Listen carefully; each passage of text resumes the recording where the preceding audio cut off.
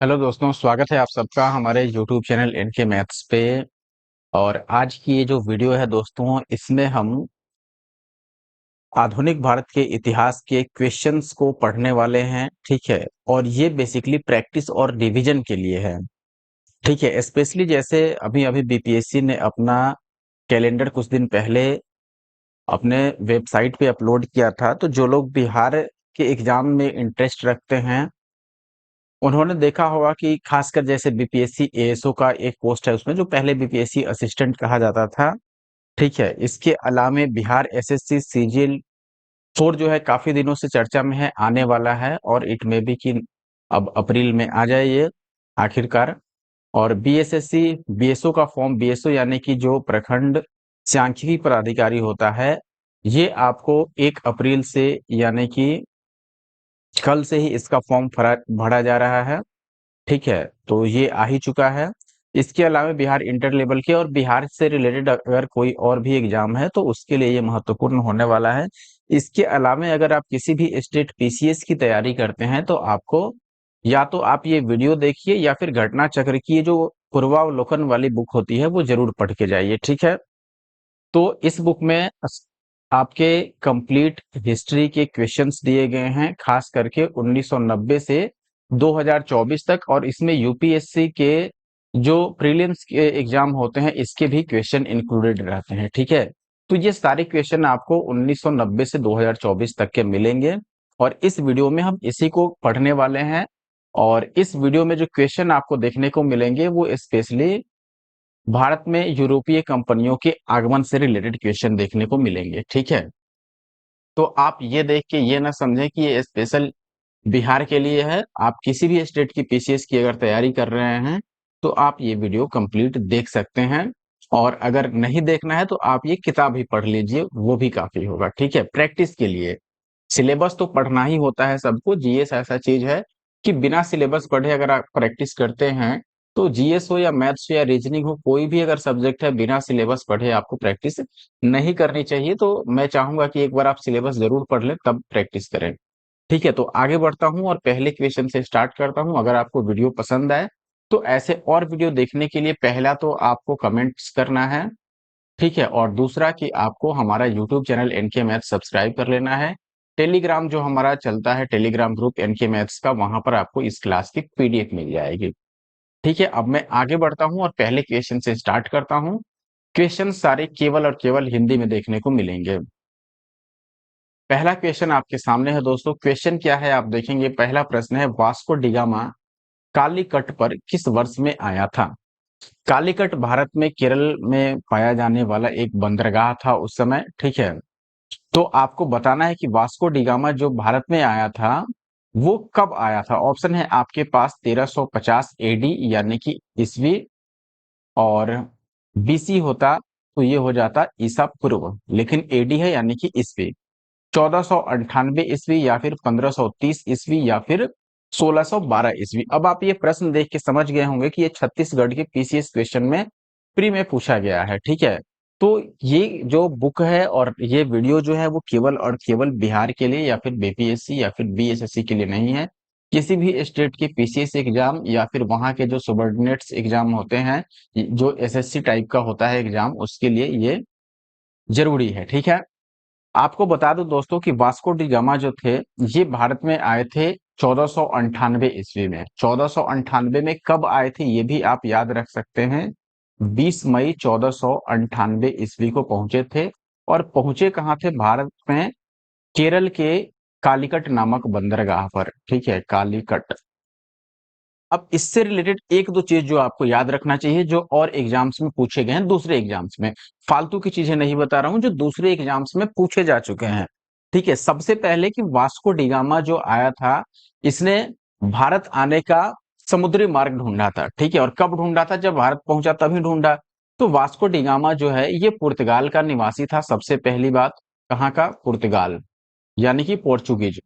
तो ये पुर्तगाल का निवासी था और ये 20 मई 1498 को भारत के केरल के कालीकट नामक बंदरगाह पर पहुंचे। और उस समय कालीकट के जो राजा थे, हिंदू राजा, उनका नाम था जमोरिन। बहुत बार ये पूछा गया है, आप याद रखिए।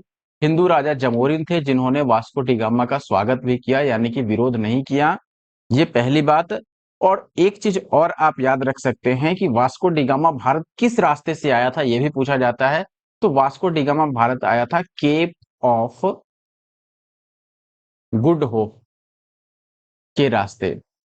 अब आप पूछोगे केप ऑफ गुड होप क्या है, तो Cape of Good Hope, cape क्या होता है, बिल्कुल संकड़ा किनारा, ये भाग जिसके तीनों तरफ पानी हो, जैसे कन्याकुमारी भारत में है सबसे निचला हिस्सा, तो उसको केप केमोरिन हम बोलते हैं, ठीक है। वैसे he kept of Good hope जो है ये अफ्रीका का सबसे निचला किनारा है, तो ये जगह का नाम है, ठीक है। तो इसको पार करके और ये और पूर्व की तरफ चल करके और भारत के कालीकट नामक जगह पर पहुंचा था, ठीक है। तो दो तीन चीजें आपको याद रखनी है। पहली चीज कि पहुंचा कब, 20 मई 1498, कहां पहुंचा, केरल के कालीकट बंदरगाह पर। किसने वहां पर स्वागत किया, वहां के राजा जमोरिन ने, ठीक है। और यहां से जब वापस गया अगले साल यानी कि 1499 में जब ये वापस गया कहां पर, पुर्तगाल में, तो यहां से काली मिर्च लेकर गया था वापस, काली मिर्च। और काली मिर्च वहां जाकर के बेचने से इसे 60 गुना से ज्यादा फायदा हुआ, ये भी याद रखिए, ठीक है। अब मैं आगे बढ़ता हूं और अगले सवाल पर आता हूं। अगला सवाल है, निम्न में से कौन नीला जल योजना, जिसको ब्लू वाटर पॉलिसी बोलते हैं, से संबंधित है। देखिए ये जो नाम है आपके, ये अलग अलग गवर्नर जनरल्स के नाम है, ठीक है। ऑप्शन आपको दिए गए हैं, पहला द अल्मीडा, अल्बुकर्क, डुप्ले या फिर रॉबर्ट क्लाइव। आपको बता दूं दोस्तों कि ब्लू वाटर पॉलिसी जो थी ये फ्रांसिस्को द अल्मीडा के द्वारा लाया गया था। फ्रांसिस्को द अल्मीडा जो थे ये भारत में प्रथम यानी कि फर्स्ट पुर्तगाली पुर्तगाली अरे पुर्तगाली गवर्नर थे, ठीक है। कौन थे, गवर्नर, पहले पुर्तगाली गवर्नर। दूसरे अल्बुकर्क थे। तो ये भारत कब आए थे, ये 1505 से 1509, 1509, ठीक है। तो ये जो थे ये 1505 से 1509 तक भारत में पुर्तगाली गवर्नर रहे और ये पहले पुर्तगाली गवर्नर थे। ये भारत में आए ही थे इसी उद्देश्य से कि जो हिंद महासागर का एरिया है, हिंद महासागर जिधर से होकर के केरल पहुंचा जाता है। देखो अगर ये भारत का निचला हिस्सा है तो आप, एक मिनट, ये मान लो भारत का निचला हिस्सा है, केरल का इलाका है, तो आपको पता होगा कि ये जो एरिया है ये सब ये हिंद महासागर का इलाका है। हालांकि इधर बे ऑफ बंगाल है, इधर अरब सागर है और ये हिंद महासागर है। आपको पता होगा कि इसी तरफ से ये लोग आए थे, ठीक है। तो इस तरफ से आए थे पुर्तगाली, तो ये हो गया हिंद महासागर का इलाका। अब इनका क्या सोचना था कि जिस रास्ते से पुर्तगाली भारत में आकर व्यापार कर रहे हैं, क्योंकि यहाँ से मसाले ले जाकर वापिस दूसरे देशों में बेचने पर 60 गुना फायदा होता था, इसलिए ये चाहते थे कि इस रास्ते पर यानी कि हिंद महासागर के रास्ते, जिस रास्ते से भारत पहुंचना जाता है, उस रास्ते पर केवल और केवल पुर्तगालियों का अधिकार रहे। और ये सोच करके पुर्तगाल के जो उस समय के शासक थे उन्होंने पुर्तगाल से गवर्नर चयन करके भारत भेजा। और इसी क्रम में पहले गवर्नर थे जिनका नाम था फ्रांसिस्को डी अल्मीडा, और ये भारत में 1505 से 1509 तक यानी कि इतने समय तक इन्होंने भारत में अपना टाइम बिताया, ठीक है। करीब करीब आपका हो जाता है 4 साल, 3 साल का हालांकि था इनका कि 3 साल तक एक गवर्नर को रखा जाएगा, तो 3 से 4 साल ये भारत में रहे। और इन्होंने ही ब्लू वाटर पॉलिसी लाई थी, क्या सोच के कि हिंद महासागर में अपना प्रभुत्व जमाना है व्यापार की दृष्टि से, ठीक है। तो ब्लू वाटर पॉलिसी ये भारत में लाए थे, इसे आप याद रख सकते हैं। आगे बढ़ते हैं। अब अगला सवाल है आपके पास, मध्यकाल में सर्वप्रथम भारत में व्यापार संबंध स्थापित करने वाले कौन थे, ठीक है। तो सबसे पहले भारत में व्यापार किसने स्थापित किया, डच ने, अंग्रेज ने, फ्रांसीसी ने या फिर पुर्तगाल ने, ये आपसे पूछा गया है। तो आप क्रम याद रखिए, ठीक है। जैसे भारत में यूरोपीय कंपनियों का हम आगमन कर रहे हैं, तो यूरोपीय कौन कौन सी कंपनियां थी जो भारत आई, और क्रम क्या था, यानी कि पहले कौन आया, दूसरे नंबर पे कौन आया, तीसरे पे कौन आया, ठीक है। जैसे यहाँ पे आपके पास ऑप्शन है डच, अंग्रेज, पुर्तगाल या फ्रांसीसी, तो इसका जो सही उत्तर होगा वो होगा पोर्चुगीज यानी कि पुर्तगाल, ऑप्शन डी। आप क्रम याद रख सकते हैं, क्रम क्या है, पहले पुर्तगाल आए भारत, पुर्तगाल के बाद कौन आए दोस्त, पुर्तगाल के बाद आए डच, डच के बाद कौन से आए, अंग्रेज। तो अंग्रेज को ब्रिटिश भी लिखा जाता है, ठीक है। तो आप ऐसे भी याद रख सकते हैं, ब्रिटिश या फिर अंग्रेज। और ब्रिटिश के बाद कौन है, डेनिश। डेनिस जो कि हॉलैंड या नीदरलैंड के निवासी थे, इनके बाद आए फ्रांसीसी। ठीक है, तो सबसे अंत में फ्रांसीसी आए। इसके बाद स्वीडिश का भी चर्चा कहीं कहीं आपको देखने को मिलता है। ठीक है, अगला सवाल है, ये क्रम जरूर याद रखिए। ठीक है, हालांकि इसको याद रखने के लिए कई लोग ट्रिक भी बताते हैं कि क्या बताते हैं, पुत्र अड़ा और डैड फंसा ऐसे करके। ठीक है, मैं आपको लिख ही देता हूं, देखो, पुत्र अड़ा, डैड क्या हुआ भाई, फंसा। ठीक है, इसमें ट्रिक में ऐसे बताया जाता है कि पुत्र जो हुआ ये पुर्तगाल हो गया और अंग्रेज हो गया।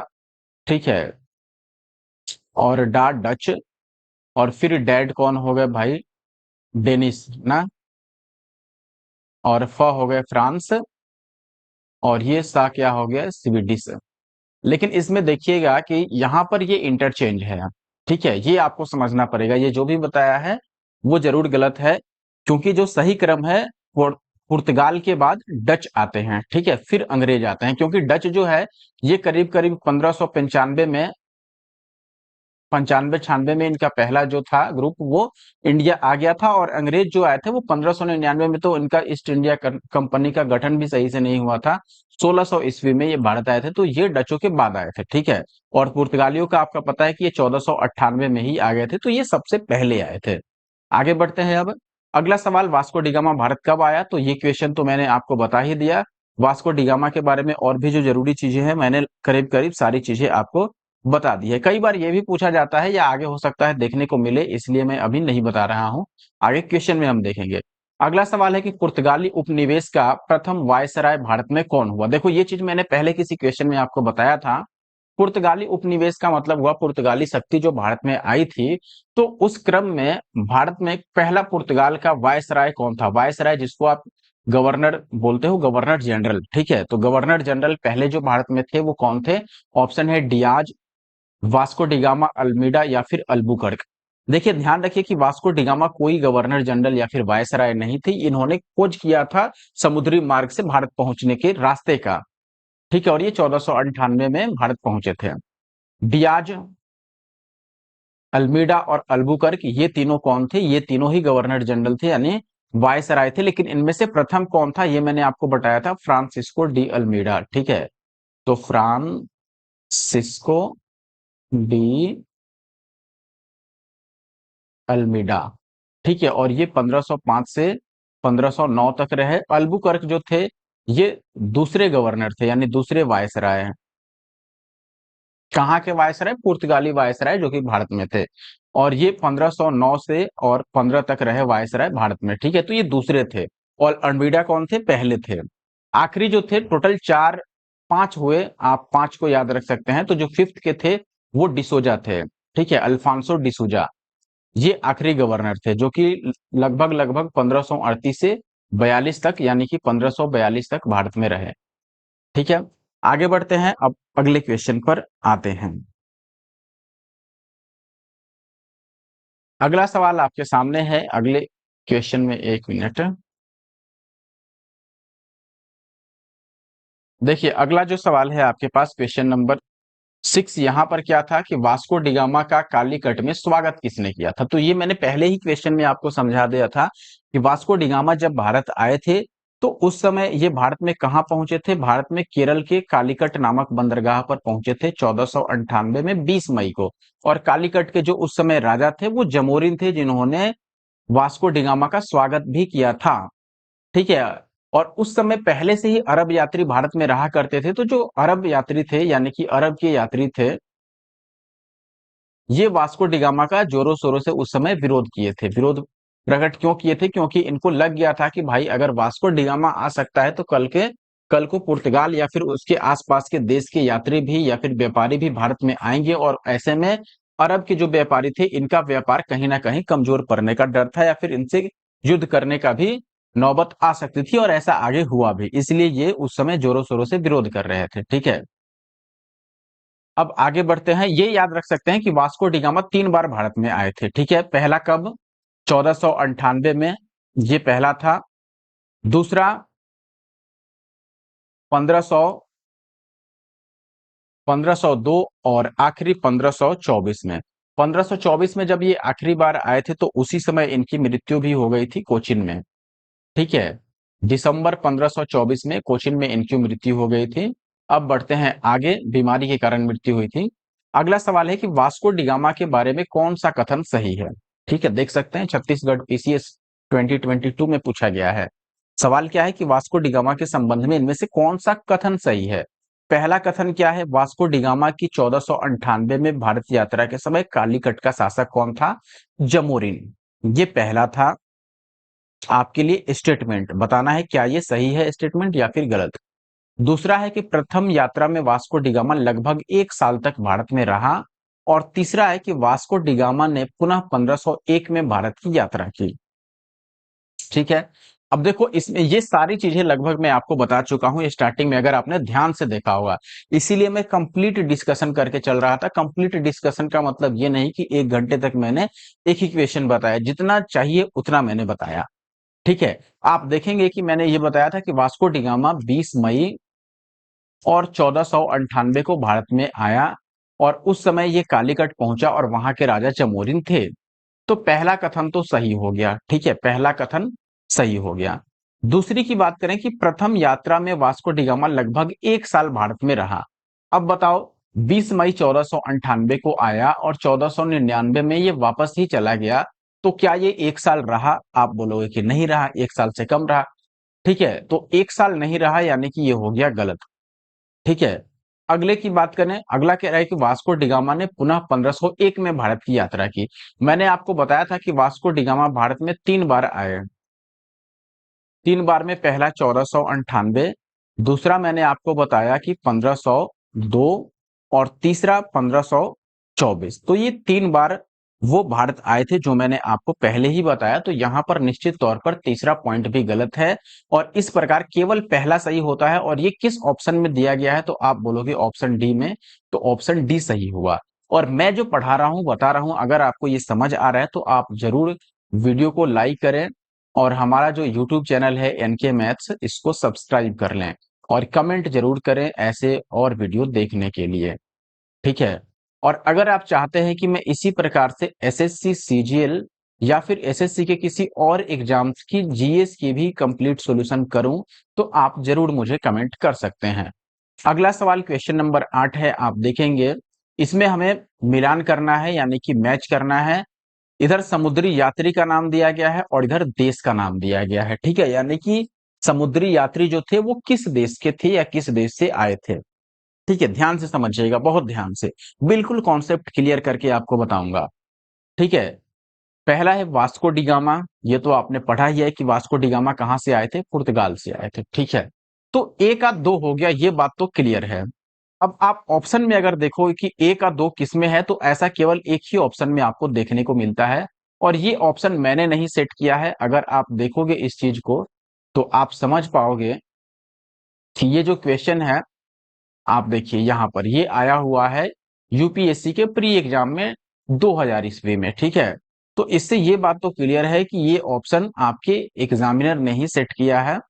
ठीक है, हालांकि ये 2000 के टाइम के एग्जामिनर थे, आज के टाइम के एग्जामिनर भी काफी क्या बोलते हैं एडवांस हो चुके हैं। ठीक है, तो ऐसे ऑप्शंस तो नहीं देखने को आपको आज के टाइम में मिलते हैं, लेकिन अगर मिल जाए तो आप ऐसा दिमाग चला सकते हो।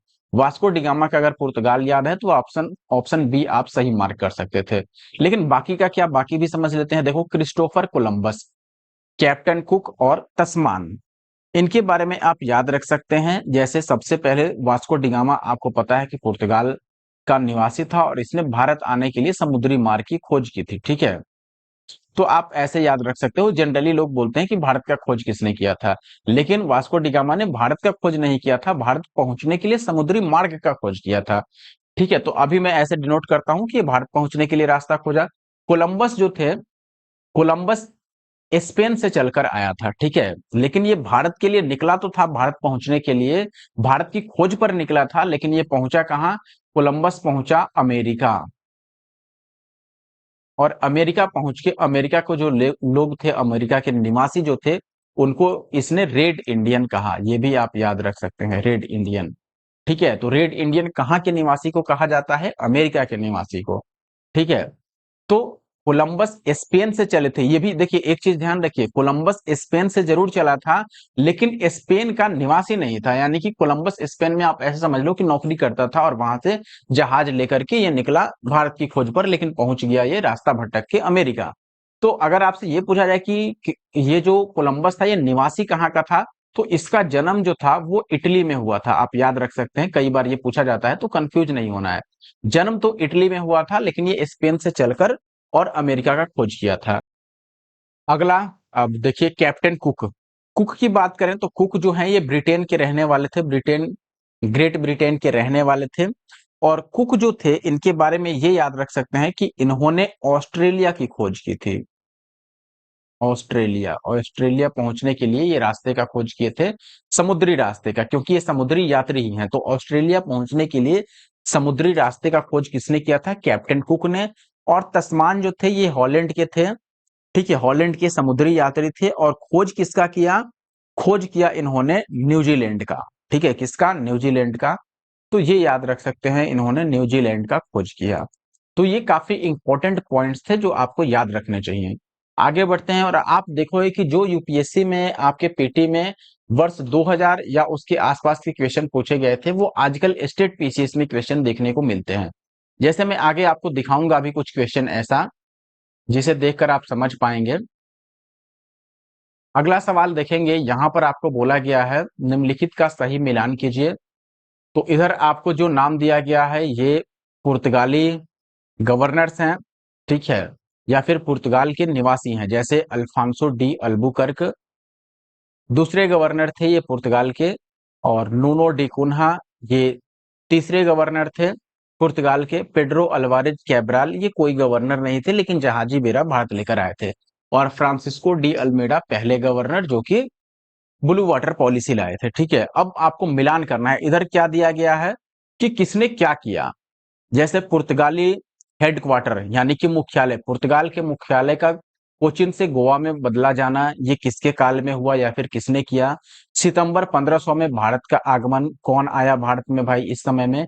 ब्लू वाटर पॉलिसी किसने लाई? 1510 में गोवा पर आधिपत्य, ये किसने किया? तो देखो यहां पर सबसे पहले तो आपको मैं बताना चाहूंगा, बहुत ध्यान से समझिएगा। पेड्रो, चलो इस यहां से शुरू करते हैं अल्बुकर्क से। अल्बुकर्क दूसरे गवर्नर थे भारत में, और इन्होंने 1510 में गोवा पर आधिपत्य किया था, यानी गोवा पर इन्होंने कब्जा किया। तो ए जो मिलता है वो मिलता है जाके कहां पर? चौथे में। ये आप ऐसे भी याद रख सकते हैं, मैंने अल्बुकर्क का टाइमलाइन बताया था कि ये 1509 से 1515 तक भारत के गवर्नर रहे, 15।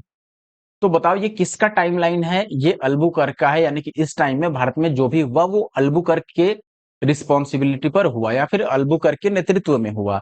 तो ये जो टाइम है 1510, ये इसके बीच का है, तो ये तो फिक्स हो गया कि भाई ये अल्बुकर्क ने किया था।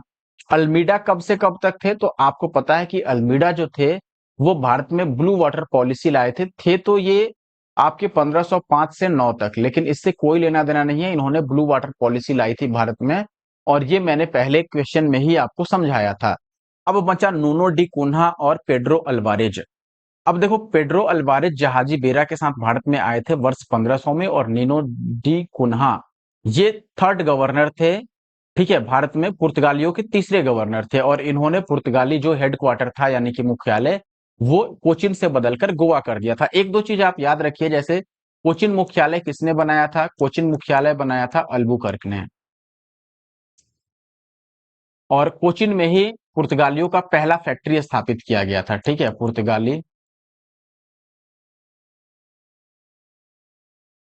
फैक्ट्री, जो फर्स्ट पुर्तगाली फैक्ट्री थी, पहला, वो कोचिन में ही 1503 में स्थापना किया गया था अल्बुकर्क के ही मदद से, ठीक है। और जो कैब्राल थे तो 1500 ईस्वी में भारत आए थे, ब्लू वाटर पॉलिसी फ्रांसिस्को लाया था। और 1510 में गोवा पर आधिपत्य किसने किया? अल्बुकर्क ने। और उस समय गोवा पर राज्य किसका था, यानी शासन किसका था? ये आप याद रख सकते हैं, बीजापुर के एक सुल्तान थे, बीजापुर के सुल्तान, सुल्तान, ठीक है, बीजापुर के सुल्तान। देखो राइटिंग पर बिल्कुल मत जाना, बस आप याद रखिए, ठीक है। यूसुफ आदिल शाही, ये मैं सही से लिखता हूं, यूसुफ आदिल शाही। तो इनको हरा करके और गोवा पर कब्जा किया अल्बुकर्क ने 1510 में। तो सही उत्तर कौन सा हुआ बताओ? ए का चौथा यहां पर है, ठीक है। और दूसरा का है फर्स्ट, तो दूसरा का फर्स्ट इसी में है, यहां पर भी है। और तीसरा का क्या था? तीसरा का दूसरा था। तो ये ऑप्शन सही हो गया, ठीक है, डी का थर्ड। आगे बढ़े, अब अगले सवाल पर आते हैं। आई होप कि आप बात समझ पाए होंगे।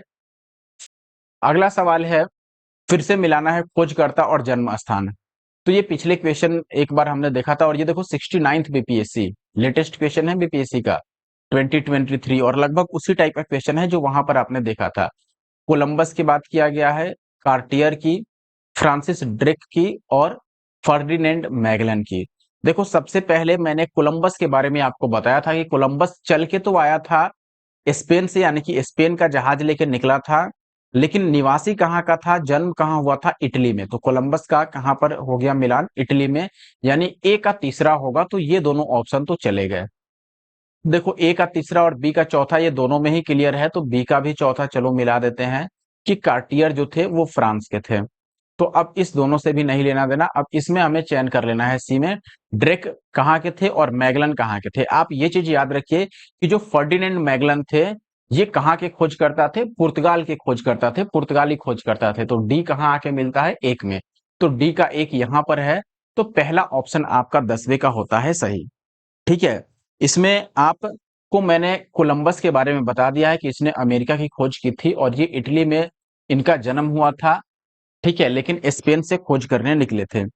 कार्टियर कहाँ के थे? मैंने बता ही दिया कि कार्टियर फ्रांस की खोज करता थे, मैगलन पुर्तगाल के खोज करता थे। और अब एक बच गए, कौन? ड्रेक। ड्रेक कहाँ के खोज करता थे? यूके, यानी कि यूनाइटेड किंगडम। तो सी का हो गया दूसरा, सर फ्रांसिस ड्रेक, ये कहाँ के थे? यूके के। आगे बढ़े, अब अगले सवाल पर आते हैं। अगला सवाल है कि निम्नलिखित में से कौन भारत आने वाला पुर्तगाली या फिर पुर्तगाल देश का नहीं था? ठीक है, ये 2021 में ही पूछा गया है, तो बहुत पुराना सवाल नहीं हुआ, ठीक है, पुराना हुआ लेकिन बहुत पुराना नहीं हुआ। तो आप देखेंगे कि ऑप्शन है आपके पास दुआर्ट बारबोसा, डोमिंगो पायस, पीटर मुंडी या फिर फरनाओ नुनेज, ठीक है। सबसे पहले आप एक चीज याद रखिए कि पुर्तगाल आने वाले में क्या इसमें कौन ऐसा है? आपसे पूछा गया था कि कौन नहीं था। बारबोसा पुर्तगाली था, मैं आपको आगे बताता हूं। सबसे पहले आंसर समझ लीजिए कि भारत आने वाला कौन सा पुर्तगाली नहीं था। इसमें आंसर होगा आपका पीटर मुंडी। पीटर मुंडी जो था ये ब्रिटिश था, यानी अंग्रेज था,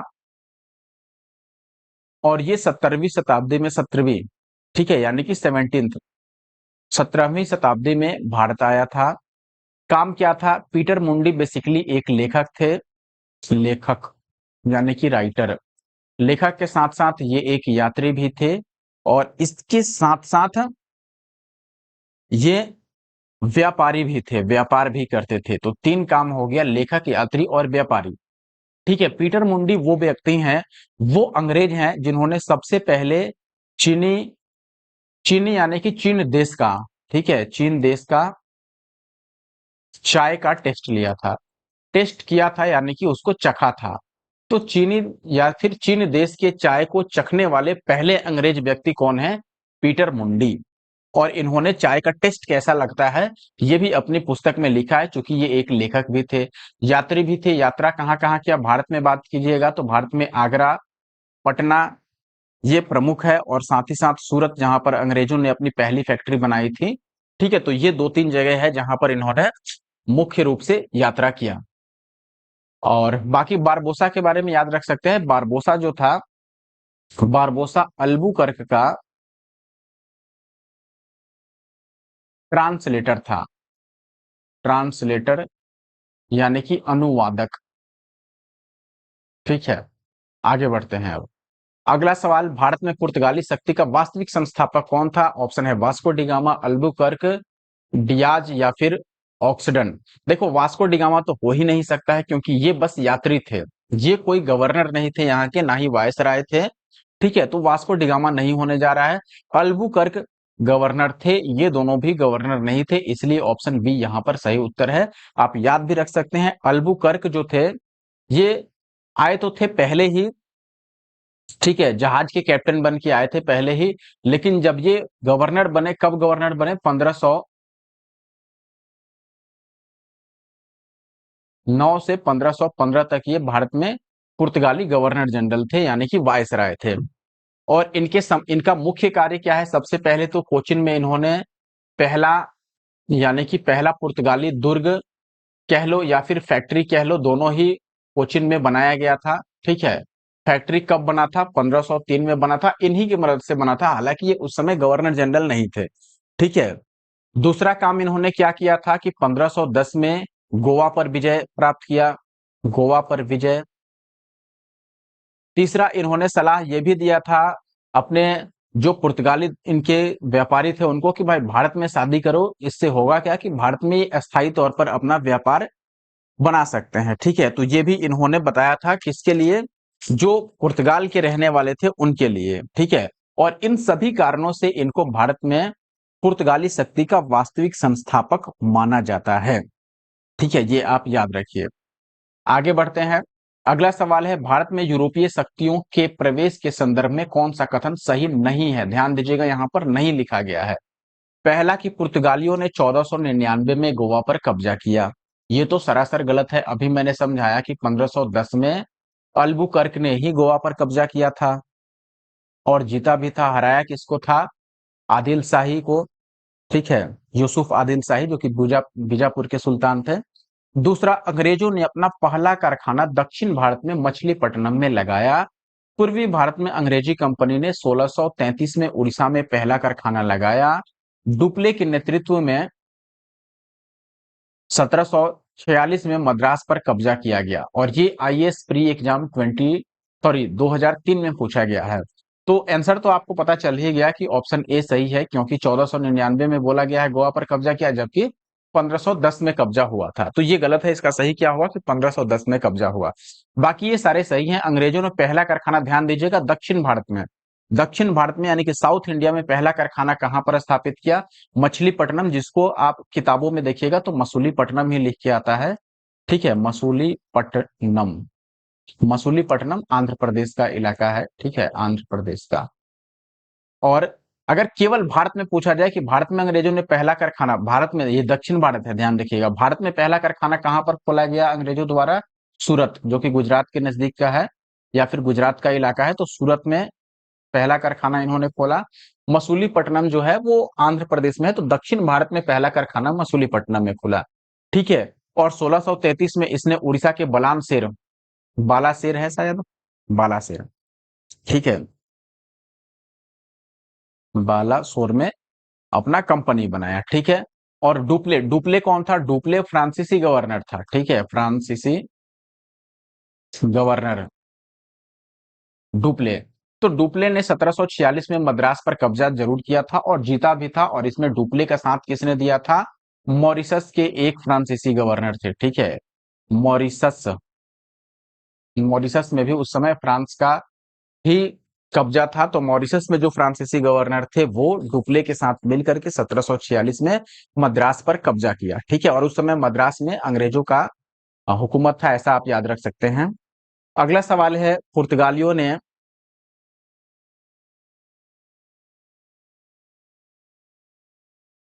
भारत में निम्नलिखित में से किस स्थान पर प्रथम दुर्ग का निर्माण कराया?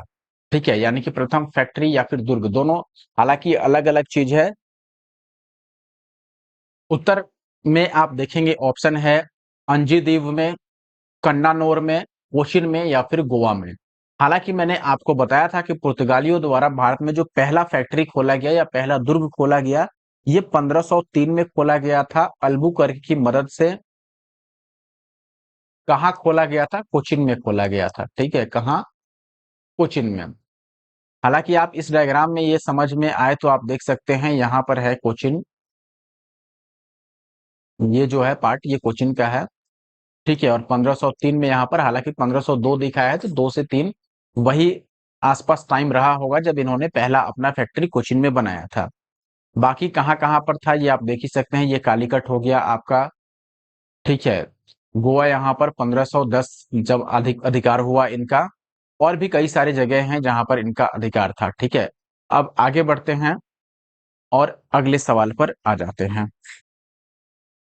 क्वेश्चन नंबर 15 की बात करें, किन यूरोपियों ने भारत में प्रथम व्यापारिक केंद्र, यानी कि कौन सी यूरोपीय कंपनी थी, यानी कि यूरोप के कौन से ऐसे व्यक्ति थे या यूरोप के किस देश के लोगों ने भारत में पहला व्यापारिक केंद्र बनाया। ये तो आप आगमन से ही याद रख सकते हैं कि पहले कौन आए, पुर्तगाली आए। इसके बाद कौन आए, पुर्तगाली के बाद आप वो पुत्र अड़ा वाला याद है ना, इसके बाद डच आए, डच के बाद अंग्रेज आए, अंग्रेज के बाद कौन आए, अंग्रेज के बाद डेनिस, डेनिस के बाद फ्रांसीसी। ठीक है, तो ये आप याद रख सकते हैं। अगला सवाल है कि बंगाल की निम्नलिखित फैक्ट्रियों में से कौन सा है जो पुर्तगालियों द्वारा बनाया गया था। बांदेल की फैक्ट्री, चिंसुरा की, श्रीरामपुर की या फिर हुगली की। तो आपको याद होगा दोस्तों, बंगाल में जो एक सवाल कई बार पूछा जाता है, आगे आपको देखने को मिलेगा, इसलिए मैं अभी नहीं बोल रहा हूं। हालांकि फिलहाल इस क्वेश्चन के आंसर पे आते हैं। तो बंगाल में जो फैक्ट्री थी जो केवल पुर्तगालियों द्वारा बनाई गई थी, वो है हुगली। ठीक है, हालांकि ऐसा नहीं है कि हुगली में या फिर कोई ऐसा चीज बता दिया गया तो वहां इनके द्वारा ही केवल बनाया गया था। ऐसा भी हो सकता है कि हुगली में अंग्रेजों द्वारा भी फैक्ट्री बनाया गया हो, या फिर डचों द्वारा भी बनाया गया हो, या फिर फ्रांसीसियों द्वारा भी बनाया गया हो। सवाल यहाँ पर बस ये है कि बंगाल का वह कौन सा स्थान है जहां पुर्तगालियों ने अपना फैक्ट्री बनाया था। ऐसा नहीं है कि वहां केवल पुर्तगालियों ने बनाया था, अंग्रेजों ने नहीं बनाया था, या किसी और देश की कंपनी ने नहीं बनाया था। ठीक है, तो हुगली जो कि पश्चिम बंगाल का ही इलाका है, जिला है, वहां पर पुर्तगालियों ने अपना फैक्ट्री बनाया था, ये आप याद रख सकते हैं। ठीक है, और कब बना था या फिर किसने बनाया था, तो पुर्तगालियों के जो तीसरे गवर्नर थे, थर्ड गवर्नर, जिनका नाम था नूनो द कुन्हा। ठीक है, नाम क्या था, नूनो द कुन्हा।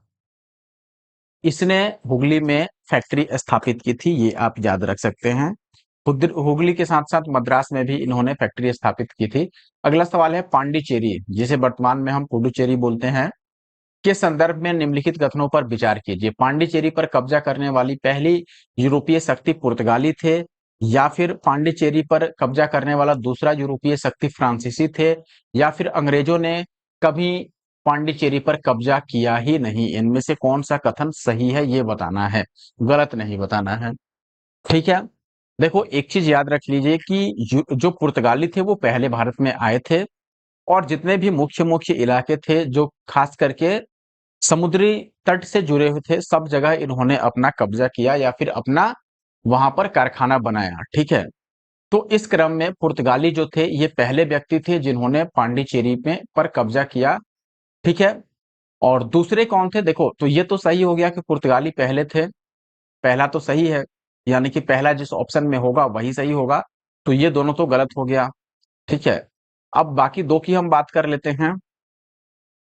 देखो, पांडिचेरी पर कब्जा करने वाला दूसरा यूरोपीय शक्ति कौन था, फ्रांसीसी। ये गलत है, क्योंकि फ्रांसीसी से पहले तो अंग्रेज और डच आ चुके थे। ठीक है, तो फ्रांसीसी दूसरा कैसे हो सकता है, निश्चित तौर पर ये गलत होगा। आप याद रख लीजिए कि पुर्तगाली के बाद डच दूसरे व्यक्ति थे जिन्होंने पांडिचेरी पर कब्जा किया, और अंग्रेजों ने भी कब्जा किया था, यह भी याद रख लीजिए। ठीक है, अंग्रेजी जो कंपनी थी उसने भी कब्जा किया था, यहां पर कह रहा है कि अंग्रेजों ने कभी कब्जा किया ही नहीं था। तो ये भी गलत हो गया, ये भी गलत हो गया, केवल पहला सही है, तो ऑप्शन ए सही हो गया। ठीक है, अब इसमें एक दो चीज आप याद रख सकते हैं। ठीक है,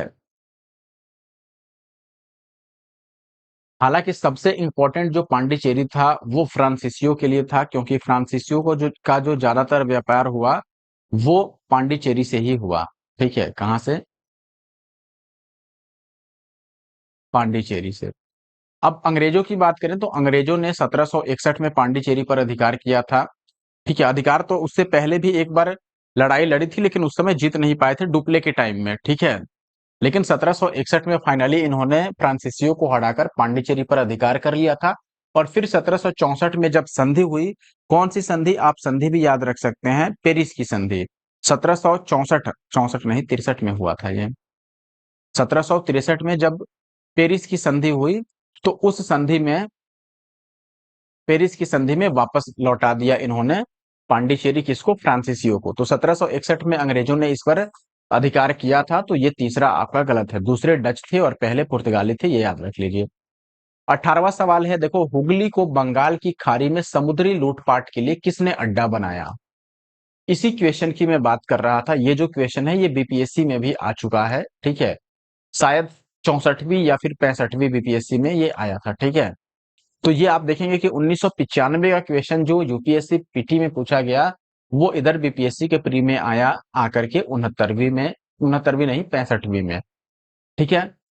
तो सवाल था कि हुगली को बंगाल की खाड़ी में लूटपाट के लिए किसने अड्डा बनाया था? देखो, हुगली में जो फैक्ट्री था वो तो पुर्तगालियों का ही था, ये आपको पता भी था। और लूटपाट का काम पुर्तगाली ही किया करते थे। पुर्तगालियों का एक कार्टेज व्यवस्था चलता था, ठीक है। कार्टेज, कार्टेज व्यवस्था। कार्टेज क्या होता है? कार्टेज का मतलब परमिट लेना, ठीक है। परमिट का मतलब कुछ पैसा दे करके और इजाजत लेना। तो आपको पता था कि जो अ, अल्मीडा था, फ्रांसिस्को डी अल्मीडा, जो कि पहले गवर्नर थे, फर्स्ट गवर्नर पुर्तगाल के भारत में, इन्होंने ब्लू वाटर पॉलिसी लाई थी। आपको याद है ब्लू वाटर पॉलिसी? और इनके टाइम में हिंद महासागर में लगभग लगभग पुर्तगालियों का ही आधिपत्य चलता था। और उस समय इन्होंने कार्टेज व्यवस्था लाया था कि हिंद महासागर में अगर व्यापार करना है आपको, तो आपको क्या करना होगा? पुर्तगालियों से परमिट लेना होगा, ठीक है। जो पुर्तगाली थे या फिर पुर्तगाली गवर्नर जो आपके, कौन, ब्लू वाटर पॉलिसी लाने वाले हैं, फ्रांसिस्को डी अल्मीडा, उनसे क्या लेना पड़ेगा? परमिट लेना पड़ेगा, जिसको हम बोलते थे कार्टेज व्यवस्था, ठीक है, काफिला कार्टेज व्यवस्था। तो परमिट लेने पर होता क्या था कि पुर्तगाल के जो गवर्नर थे उनको कुछ राशि दी जाती थी, और परमिट मिलने पर ये लोग सुरक्षा प्रदान करते थे कि ठीक है भाई, आप हिंद महासागर के रास्ते आओ, व्यापार करो और हम आपकी सुरक्षा करेंगे, ठीक है। और अगर आप नहीं लेते हैं तब क्या होता था? तब यही लोग लूटपाट कर देते थे। इन्हीं का जो गुट होता था वो हुगली में जाकर के लूटपाट कर देता था, जो हुगली का इलाका था, ठीक है। तो ये काम कौन करते थे? पुर्तगाली करते थे, ठीक है। यहां तक कि जो अकबर थे उनको भी हिंद महासागर में आकर के व्यापार करने के लिए या फिर घूमने ही जाना हो, या जिस मकसद से वो गए हो, उनको परमिट लेना पड़ा था पुर्तगालियों से, ठीक है। अगला और सेकंड लास्ट क्वेश्चन इस वीडियो का, बंगाल की खाड़ी में समुद्री डकैती हेतु, ये सेम क्वेश्चन है तो इसको हम, देखो है ना बीपीएससी में आया हुआ है, 65th बीपीएससी में, पीटी में 2019 में, और वहां 1995 में पूछा गया था। तो अगला सवाल और आखिरी सवाल इस क्वेश्चन का, कि निम्नलिखित में से कौन कलकत्ता का संस्थापक था? देखो, कलकत्ता बेसिकली, आप इसको मैं अच्छे से समझा देता हूं, आप याद रखिएगा। देखो, बंगाल की एक सूबेदार थे जिनका नाम था अजीमू शान, ठीक है, अजीमू शान। ये जो थे, इन्होंने 3 गांव दान किया था व्यापार करने के लिए। दान किया या फिर किराए पर दिया, जैसे आप समझ लो। तीनों गांव में पहला गांव तो था जिसको उस समय कालीकत्ता कहा जाता था। दूसरा जो था वो आपका सूतानती था, और तीसरा जो था वो गोविंदपुर। ये तीनों ही वेस्ट बंगाल का इलाका है और आसपास का इलाका है, यानी कि एक दूसरे से सटा हुआ है। और ये तीनों जो इलाका है, ये तीनों बंगाल के जो सूबेदार थे अजीमू शान, इन्होंने दान में दिया किसको? जॉब चरनॉक को। अब जॉब चरनॉक ने क्या किया कि वहां व्यापार करते करते धीरे धीरे इन तीनों को मिलाया, और इन तीनों को मिला के कलकत्ता नामक शहर बसा दिया, ठीक है। तो आप याद रख सकते हैं कि कलकत्ता का जो संस्थापक था वो जॉब चरनॉक था, ठीक है। हालांकि जो कलकत्ता का हाई कोर्ट है या फिर वेस्ट बंगाल का, वो बाद में इसको खारिज कर दिया कि नहीं, ऐसा कोई बात नहीं है। जॉब चरनॉक के आने से पहले भी तो कलकत्ता था, तो हम ये कैसे मान लें कि भाई जॉब चरनॉक ने ही उसका स्थापना किया था? लेकिन सवालों और जवाबों में आप ये याद रखिए कि जॉब चरनॉक ने, क्योंकि ये कई बार क्वेश्चन पूछा गया है, एक बार नहीं, ठीक है। और आप देख सकते हैं यूपी पीसीएस के मेंस में ये 2004 में क्वेश्चन आया है। हालांकि बाद में भी ये क्वेश्चन कई बार आ चुका है कि कलकत्ता का स्थापना किसने किया? जॉब चरनॉक ने, आप याद रख सकते हैं, ठीक है। अब इस वीडियो में इतना ही, मिलेंगे नेक्स्ट वीडियो में। बाकी वीडियो कैसा लगा आप कमेंट करके जरूर बताना, और वीडियो को लाइक नहीं किया है तो लाइक कर देना।